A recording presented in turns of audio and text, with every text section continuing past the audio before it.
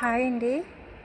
ఇది మా మిద్దె పైన తొట్లో మొలిసిన చిక్కుడు చెట్టు అండి.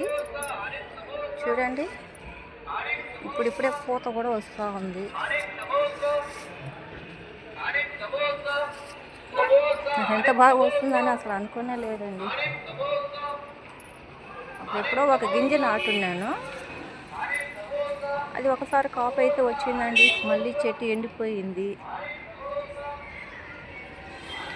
మళ్ళీ ఒక్క మొలక మాత్రం మిగిలి ఉంటే దాన్ని నాటానండి.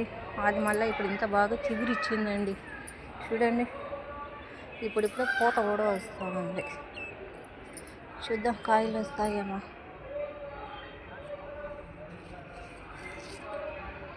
ఓకే అండి, బాయ్.